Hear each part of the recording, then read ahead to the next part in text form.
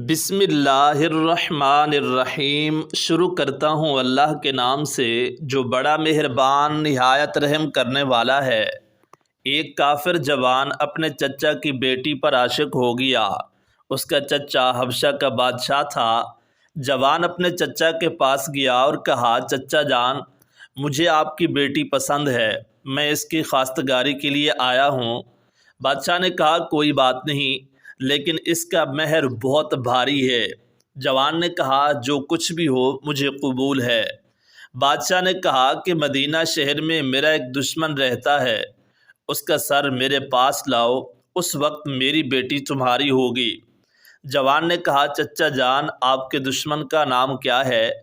کہا، لوگ اسے علی ابن ابی طالب کے نام سے جانتے ہیں۔ جوان نے فوراً گھوڑے کے اوپر زین رکھی اور تیز تلوار، نیزہ اور کمان کے ساتھ راہ مدینہ ہوا۔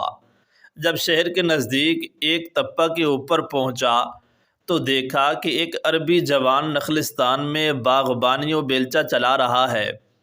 جوان کے نزدیک گیا اور کہا، اے مرد عرب، کیا تم علی کو جانتے ہو؟ جوان عرب نے کہا، علی سے کیا کام ہے؟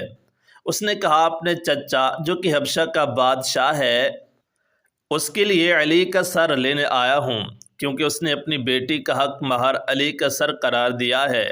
جوان عرب نے کہا، تم علی کا مقابلہ نہیں کر سکتے۔ اس نے کہا، کیا علی کو جانتے ہو؟ جوان عرب، جی، ہر روز اس کے ساتھ ہوتا ہوں اور ہر روز اس کو دیکھتا ہوں۔ اس نے کہا، علی کیسی ہیبت رکھتا ہے کہ میں اس کا سر تن سے جدا نہیں کر سکتا۔ جوان عرب، میرے قد جتنا اس کا قد ہے، اور ہیکل یعنی جسامت بھی میرے اندازے کے مطابق ہے۔ اس نے کہا، اگر تمہاری طرح ہے تو پھر مسئلہ کوئی نہیں۔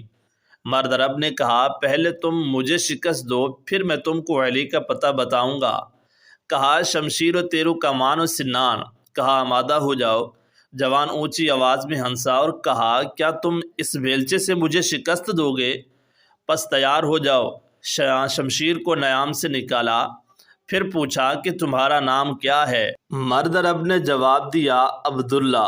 تمہارا نام کیا ہے؟ اس نے کہا کہ فتاح، اور اسی لمحے تلوار کے ساتھ عبداللہ پر حملہ کر دیا۔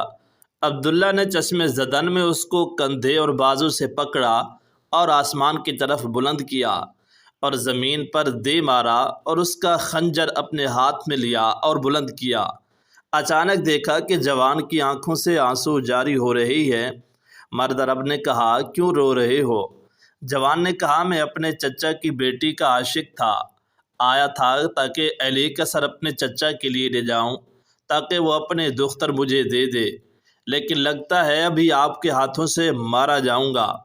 مرد عرب نے جوان کو بلند کیا اور کہا، آ جاؤ، اس تلوار سے میرا سر اپنے چچا کے لیے لے جاؤ۔